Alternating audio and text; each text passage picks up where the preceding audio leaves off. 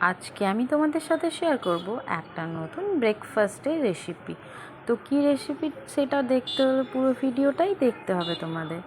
তো আজকে আমি একটা ব্রেডের রেসিপি শেয়ার করব, কারণ বাচ্চাদের টিফিনের ক্ষেত্রেই বলো আর নিজেদের বাড়িতেই খেতেই বলো, ব্রেডটা খুব ইজিলিভাবেই আমাদের কাছে অ্যাভেলেবেল হয়ে যায়।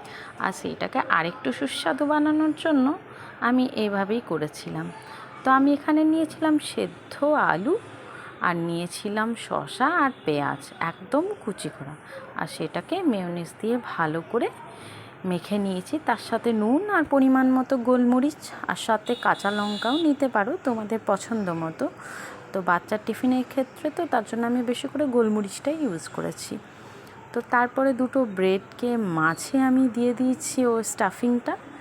তারপর আমি আরেকটা ব্রেড দিয়ে দিয়েছি, দেন ওটাকে আমি বাটার দিয়ে ভালো করে সেঁকে নিচ্ছি দুটো পিঠ।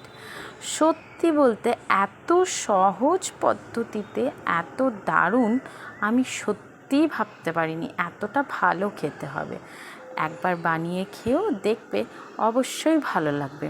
আর বাচ্চাদের ক্ষেত্রে তো বলতেই হবে না, ওরা তো এরকম জিনিসেই পছন্দ করে।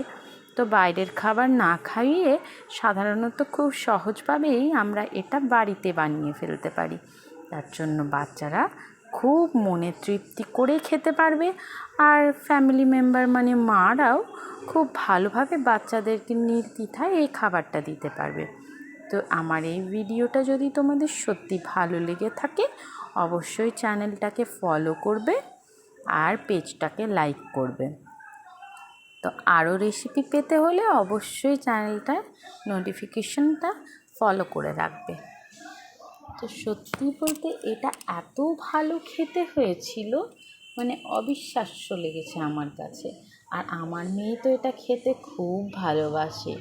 আমার মেয়ে তো ভালো করে এখনও কথা বলতে শেখেনি। ও বলে মা স্যাডিন স্যাডিন, স্যান্ডউইচটাও এখনও ঠিক করে বলে উঠতে পারেনি। তো ওর কাছে এই স্যান্ডউইচ খেতে ও সত্যিই ওর খুব ভালো লাগে। তা আমি এটা টিফিনে প্রায়ই ওকে বানিয়ে দিই। তোমরাও বানাতে পারো তোমাদের বাচ্চাদের জন্য।